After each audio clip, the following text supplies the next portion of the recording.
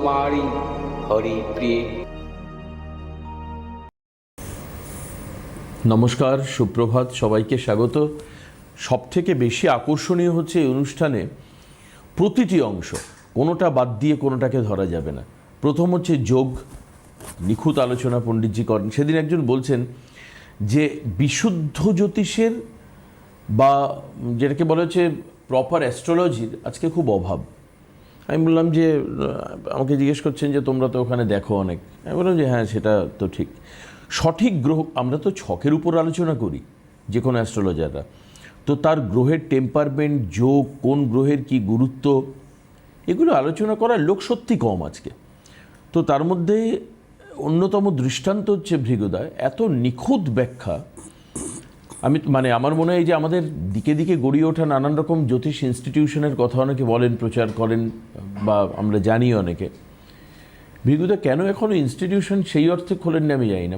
বহু ছেলে মেয়ে ভবিষ্যৎ জীবনে ভালো জ্যোতিষটা শিখতে পারবে, ক্যালকুলেশনটা শিখতে, প্রেডিকশনটা শিখতে পারবে। জ্যোতিষ তো প্রেডিকশন একটা বড় বিষয়, রেমেডি একটা বড় পার্ট, এই দুটো জানতে পারবে। সঙ্গে আধ্যাত্মিকতা। আপনারা জানেন, মায়ের সর্বমঙ্গলার মন্দির দেখিয়ে আমরা অনুষ্ঠান শুরু করি। অন্য দিনের মতো আজকেও একই রকমভাবে পথ চলা আমরা শুরু করি। ভাগ্যবার্তা আপনাদের অনুষ্ঠান, আপনাদের জন্যই সমর্পণ করি। আর আমাদের সঙ্গে রয়েছেন ভৃগুশ্রী জাতক পণ্ডিতজি। আমি স্বাগত জানাই ভৃগুদাকে অনুষ্ঠানে। নমস্কার। আপনি কেন এখন ইনস্টিটিউশন করছেন না? এটা সত্যি আমার প্রশ্ন। দেখুন, জ্যোতিষশাস্ত্রটা হচ্ছে একটা সমুদ্র।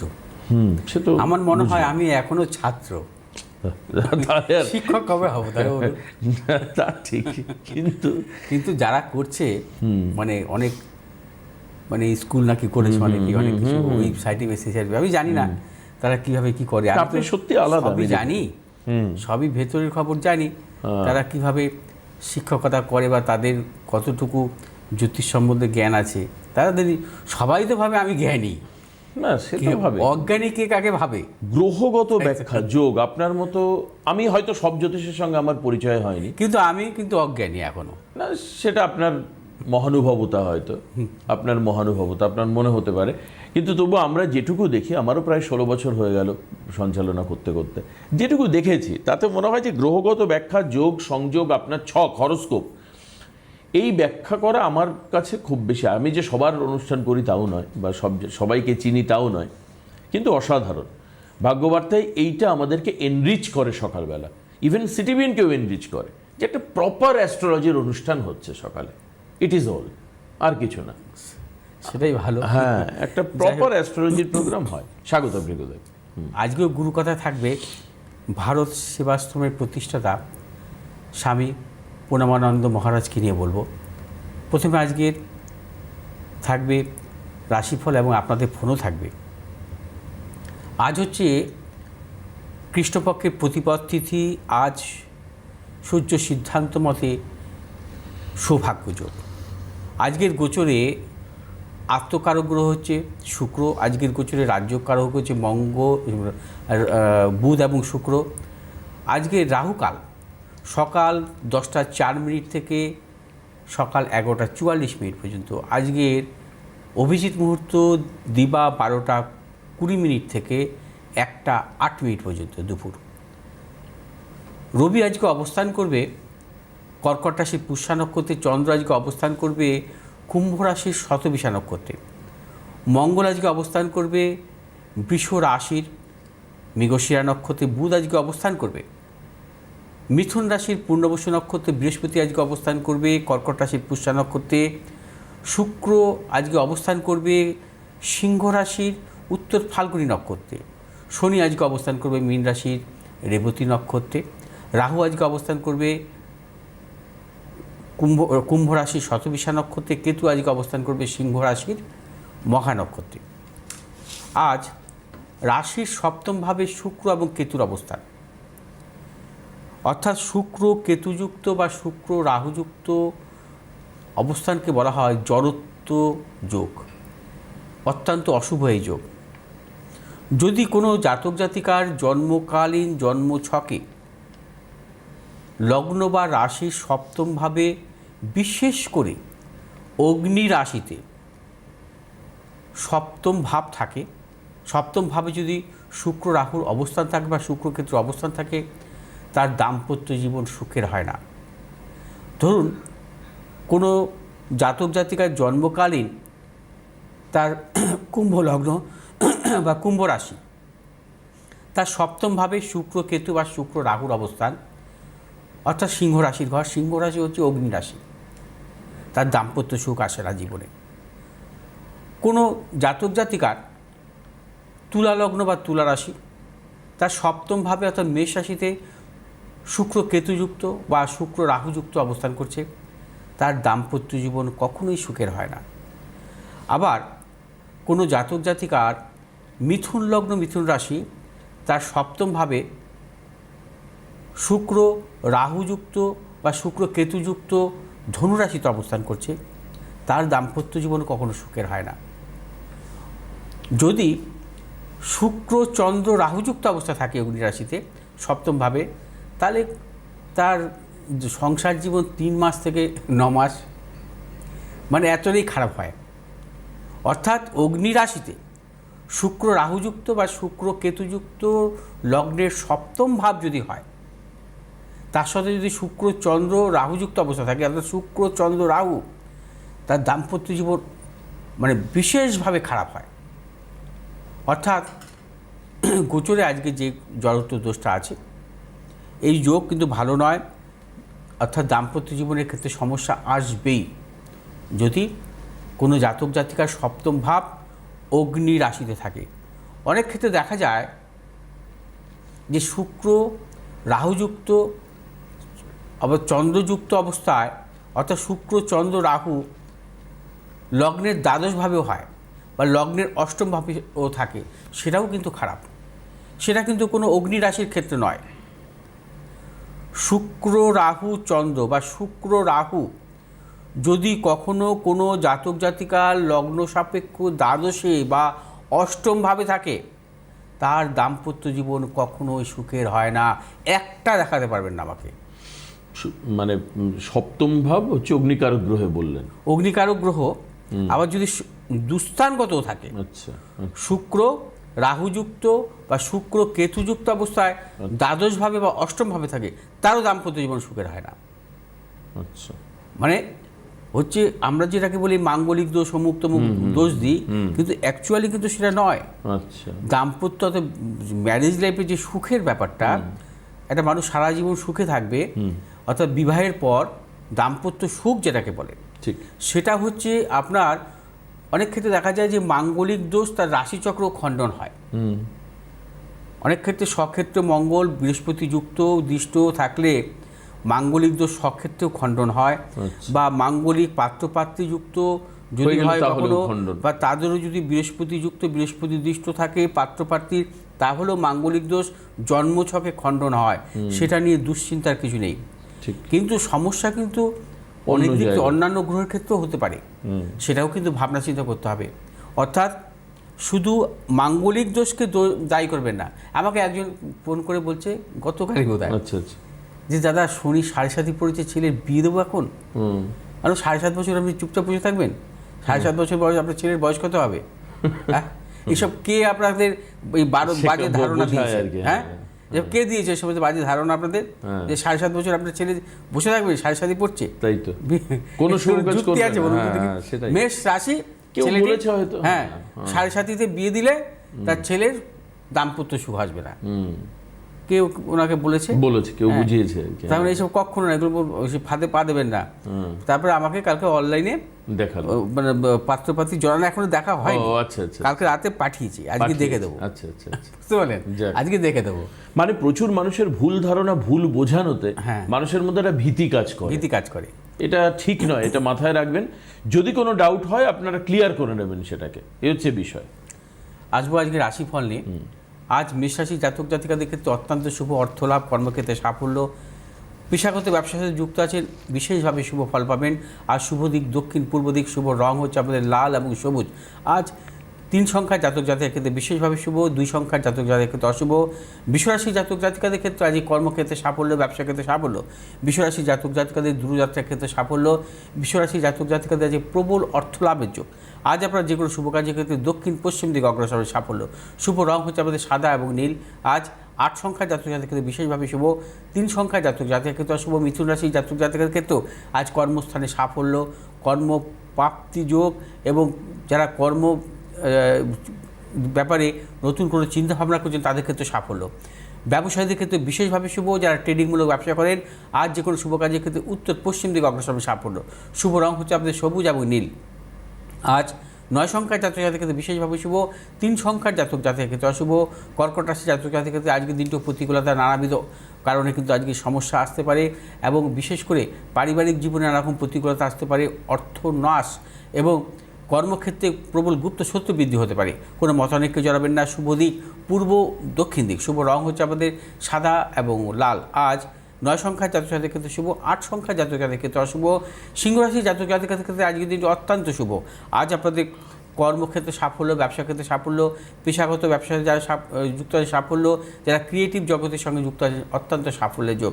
শুভ দিক হচ্ছে পূর্ব উত্তর দিক। শুভ রং আপনাদের লাল এবং সবুজ। আজ 3 সংখ্যার জাতক জাতিক বিশেষভাবে শুভ। 6 সংখ্যার জাতক জাতিকাদের ক্ষেত্রে অশুভ। কন্যা রাশির জাতক জাতিকাদের ক্ষেত্রেও আজকের দিনটি নানাবিধ প্রতিকূলতা, শারীরিক মানসিক প্রতিকূলতা, অর্থনৈতিক উন্নতির ক্ষেত্রে ব্যাহত হতে পারে, প্রবল গুপ্ত শত্রু বৃদ্ধি। কোনো মতানৈক্যে জড়াবেন না। শুভ দিক পূর্ব পশ্চিম দিক। শুভ রং হচ্ছে আমাদের সবুজ এবং নীল। আজ 4 সংখ্যার জাতক জাতিকাদের অশুভ। 5 সংখ্যার জাতক জাতিকাদের শুভ। আজ তুলারাশির জাতক জাতিকাদের ক্ষেত্রে অত্যন্ত শুভ। আজ সর্বক্ষেত্রে সাফল্য পাবেন। পারিবারিক দিকে শুভ, সন্তানের সাফল্য এবং তুলারাশির জাতক জাতিকাদের অর্থলাভ এবং যারা পেশাগত ব্যবসায় যুক্ত আছেন অত্যন্ত শুভ। যারা ট্রেডিংমূলক ব্যবসাতে যুক্ত আছেন সাফল্য আজকে আসবে। আজ আপনার যে কোনো শুভ কাজের ক্ষেত্রে দক্ষিণ পশ্চিম দিকে অগ্রসর হবে সাফল্য। শুভ রং সাদা এবং নীল। আজ 7 সংখ্যার জাতক জাতিকাদের ক্ষেত্রে শুভ। 4 সংখ্যার জাতক জাতিকাদের ক্ষেত্রে অশুভ। বৃশ্চিক রাশির জাতক জাতিকাদের ক্ষেত্রে আজকের দিনটি শুভ। আজকের দিনটি অর্থলাভ, কর্মক্ষেত্রে সাফল্য, ব্যবসায়ীদের ক্ষেত্রে বিশেষভাবে শুভ। আজ বৃশ্চিক রাশির জাতক জাতিকারা যে কোনো শুভ কাজের ক্ষেত্রে পূর্ব দক্ষিণ দিকে অগ্রসর হবে সাফল্য। শুভ রং হচ্ছে আপনাদের লাল এবং সবুজ। আজ 8 সংখ্যার জাতক জাতিকাদের ক্ষেত্রে বিশেষভাবে শুভ। 6 সংখ্যার জাতক জাতিকাদের ক্ষেত্রে অশুভ। ধনুরাশির জাতক জাতিকাদের আজকে নানাবিধ প্রতিকূলতা, অর্থনাশ, গুপ্ত শত্রু বৃদ্ধি হতে পারে। আজ কোনো রকম মতানৈক্যে জড়াবেন না। আজ কর্মক্ষেত্রে অপযশ পর্যন্ত আসতে পারে। আজ ধনুরাশির জাতক জাতিকারা যে কোনো শুভ কাজের ক্ষেত্রে পূর্ব উত্তর দিকে অগ্রসর হবে সাফল্য। শুভ রং হচ্ছে আপনাদের হলুদ এবং নীল। আজ 9 সংখ্যার জাতক জাতিকাদের ক্ষেত্রে অশুভ। 8 সংখ্যার জাতক জাতিকাদের ক্ষেত্রে শুভ। মকর রাশির জাতক জাতিকাদের ক্ষেত্রে আজকে অর্থলাভ, কর্মক্ষেত্রে সাফল্য, ব্যবসায়ীদের ক্ষেত্রে আজকে দিনটি অত্যন্ত শুভ। যে সমস্ত মকর রাশি জাতক জাতিকারা প্রসাধনিকমূলক ব্যবসাতে যুক্ত বা খাদ্যদ্রব্য সামগ্রী ব্যবসাতে যুক্ত আজকের দিনটি বিশেষভাবে শুভ। আজ আপনার যে কোনো শুভ কাজের ক্ষেত্রে পূর্ব দক্ষিণ দিকে অগ্রসর হবে সাফল্য। শুভ রং হচ্ছে আপনাদের নীল এবং সবুজ। আজ 4 সংখ্যার জাতক জাতিকাদের ক্ষেত্রে বিশেষভাবে শুভ। 3 সংখ্যার জাতক জাতিকাদের ক্ষেত্রে অশুভ। কুম্ভ রাশির জাতক জাতিকাদের ক্ষেত্রে আজকের দিনটি নানাবিধ প্রতিকূলতা। আজ শারীরিক মানসিক প্রতিকূলতা, অর্থনৈতিক উন্নতির ক্ষেত্রে ব্যাহত হতে পারে। প্রিয়জনের সাথে মতানৈক্য, গুপ্ত শত্রু বৃদ্ধি হতে পারে। আজ আপনার যে কোনো শুভ কাজের ক্ষেত্রে পূর্ব পশ্চিম দিকে অগ্রসর হবে সাফল্য। শুভ রং হচ্ছে আপনাদের নীল এবং হলুদ। আজ 2 সংখ্যার জাতক জাতিকাদের বিশেষভাবে শুভ। 7 সংখ্যার জাতক জাতিকাদের ক্ষেত্রে অশুভ। মীন রাশির জাতক জাতিকাদের ক্ষেত্রে আজকের দিনটি নানাবিধ প্রতিকূলতা। আজও আপনার সর্বক্ষেত্রে সতর্কতা অবলম্বন করবেন। শারীরিক মানসিক প্রতিকূলতা, প্রবল মানসিক টেনশন বৃদ্ধি হতে পারে অকারণে। মীন রাশির জাতক জাতিকাদের অর্থনাশ, গুপ্ত শত্রু বৃদ্ধি হতে পারে। মীন রাশির জাতক জাতিকারা যারা ব্যবসা করছেন ব্যবসা ক্ষেত্রে নানারকম প্রতিকূলতা আসতে পারে, নানারকম বাধা বিড়ম্বনার সম্মুখীন হতে পারেন। আজ আপনার যে কোনো শুভ কাজের ক্ষেত্রে পূর্ব পশ্চিম দিকে অগ্রসর হবেন। শুভ রং হচ্ছে আপনাদের হলুদ এবং নীল। আজ 8 সংখ্যার জাতক জাতিকাদের বিশেষভাবে শুভ এবং 3 সংখ্যার জাতক জাতিকাদের ক্ষেত্রে অশুভ। কেউ আছেন? হ্যাঁ, ফোনে রয়েছেন একজন। হ্যালো, কে আছেন? হ্যালো, আমি উত্তরপাড়া থেকে আসছি দাদা। কোথা থেকে বলছেন? আমি উত্তরপাড়া থেকে। উত্তরপাড়া থেকে বলছেন। কার সম্পর্কে জানবেন দিদি ভাই? মেয়ে। বলুন, মেয়ের জন্ম তারিখ বলুন দিদি। মেয়ের হচ্ছে 27/9/91। 27/9/1991। টাইম? সকাল 7:30। সকাল। বার্থ প্লেস কোথায়? জন্মস্থান? হিন্দমটর। হিন্দমটর, ঠিক আছে। সকাল 7:30 না? সকাল 7:30 হিন্দমটর। ঠিক আছে। জন্মবার কি শুক্রবার? হ্যাঁ, শুক্রবার। শুক্রবার জন্ম। তুলা লগ্ন, মেষ রাশি। হ্যাঁ, ভরণী নক্ষত্র, নরগণ। আচ্ছা, একটু জন্মছক অনুযায়ী ভরণী নক্ষত্র, নরক এগুলো জানতেন তো আপনি? ঠিক আছে।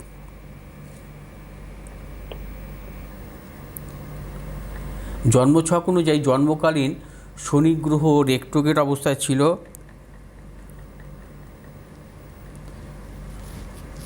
আচ্ছা, জন্মছক অনুযায়ী লগ্নের সপ্তমপতি মঙ্গল দ্বাদশভাবে অবস্থান করছে। রবি বুধ শুক্রের অবস্থান, তার রবি বুধ মঙ্গলের অবস্থান, শুক্র বৃহস্পতি যুক্ত অবস্থায় একাদশভাবে অবস্থান করছে। বৃহস্পতির ঘরেই দৃষ্ট শনি স্বক্ষেত্রে। সপ্তম অষ্টম নবমপতি কারক গ্রহ হচ্ছে বুধ, নবমপতি বুধ দ্বাদশভাবে, এবং দশমপতি কারক গ্রহ হচ্ছে চন্দ্র অবস্থান করছে সপ্তমভাবে। আচ্ছা, এবার একটু আমি বর্তমান মহাদশাটা দেখে নিচ্ছি।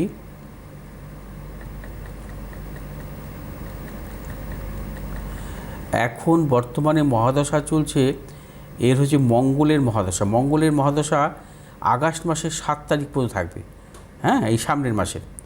আচ্ছা, মঙ্গলের মহাদশাটা কিন্তু, ওর কি বিয়ে হয়ে গেছে? আপনি শুনতে পাচ্ছেন? শুনতে পাচ্ছেন? ওর বিয়ে হয়ে গেছে কি?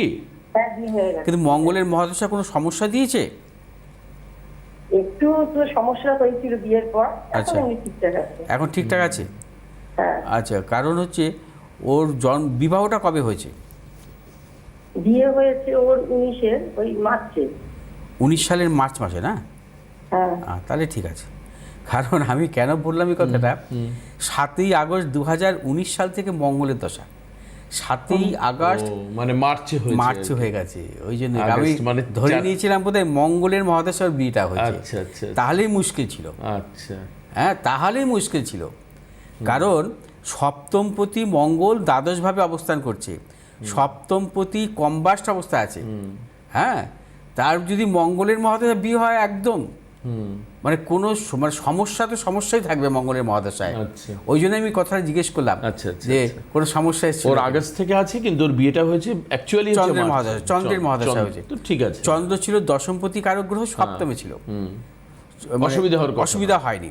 হ্যাঁ, কারণ চন্দ্র দশমপতি, চন্দ্র বৃহস্পতি দৃষ্ট, কর্মপতি বৃহস্পতি দৃষ্ট। চাকরি করছে তো? হ্যাঁ হ্যাঁ, করছে। আচ্ছা, চাকরি করছে, কারণ কর্মস্থান খুব ভালো। হ্যাঁ, কর্মপতি বৃহস্পতি দৃষ্ট আছে। চন্দ্র বৃহস্পতির সম্পর্ক পঞ্চম নবম সম্পর্ক, গজকেশরী যোগ। চন্দ্রের মহাদশা অত্যন্ত ভালো দিয়েছে, 9 সাল থেকে 19 সাল, তাই তো? হ্যাঁ, এডুকেশন দিয়েছে ভালো, চাকরি বাকরির দিকটা ভালো দিয়েছে তো? হ্যাঁ, ভালো, কিন্তু একটা চ্যালেঞ্জের মুখে উপরে পড়ে যেতে পারে। হ্যাঁ, কি চ্যালেঞ্জের মুখে সব জায়গায় যেখানেই চাকরি করতে একটা চ্যালেঞ্জের মুখে পড়ে যেতে হয়, কিন্তু খুব থাকিয়ে মানে চুপচাপ থাকে তো। হ্যাঁ, যা কাজের পুরো সমস্ত কমপ্লিট করে, ওর মধ্যে সেই জিনিসটা আছে, মানে আমাকে এই কাজটা পুরো কমপ্লিট করে, যে ফাঁকি দেওয়া সেই সব ওর মধ্যে। কিন্তু সেখানে একটা চ্যালেঞ্জের সামনাসামনি পড়ে যাচ্ছে কর্মক্ষেত্রে, ওয়ার্ক প্লেসে। আচ্ছা, সেটা তো স্বাভাবিক, সেটা সবার ক্ষেত্রেই হয়। এটা নিয়ে দুশ্চিন্তা করার কিছু নেই। তবে আপনার মেয়ের জীবনে সাফল্য আসবে, এটুকু আমি বলে দিতে পারি। কারণ ওর জন্মছক অনুযায়ী রাহুর মহাদশায় ওর সাফল্য। রাহুর মহাদশা এই আগস্ট মাস থেকে শুরু হবে, ঠিক আছে? রাহু ওর তৃতীয় অবস্থান করছে, দারুণ টাইম আসবে, নিশ্চিত থাকুন, কোনো অসুবিধা নেই। যাই হোক, যদি কোনো প্রয়োজন হয় কনসালটেন্সি নিয়ে নেবেন। হ্যাঁ, আজকে থাকবে, আজকের গুরুকথায় থাকবে ভারত সেবাশ্রমের প্রতিষ্ঠাতা স্বামী পূর্ণমানন্দ মহারাজকে নিয়ে বলবো। আচ্ছা, গুরু পূর্ণিমা পালিত হয়ে গেছে ইতিমধ্যে, তবে ভারত আধ্যাত্মিকতার দেশ। হাজার হাজার বছর ধরে চলে আসা গুরু শিষ্য পরম্পরায় রয়েছেন অগণিত মহান গুরুদের উজ্জ্বল উপস্থিতি। তাই এই আলোচনা অত সহজে শেষ হওয়ার নয়। আজকের গুরুকথায় আলোচনা করব দেশের অন্যতম শ্রেষ্ঠ আধ্যাত্মিক গুরু এবং সিদ্ধ যোগী পুরুষ স্বামী পূর্ণমানন্দ সরস্বতীকে নিয়ে। জানব তার জীবন কাহিনী এবং একজন আধ্যাত্মিক গুরু হিসাবে তার যাবতীয় কর্মকাণ্ড।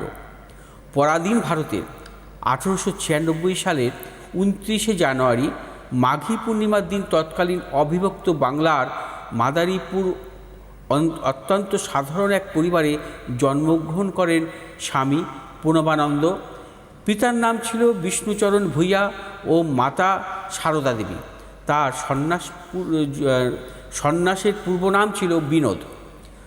পূর্ণমানন্দ স্বয়ং বাবা মহাদেবের বরপুত্র বলা হয়।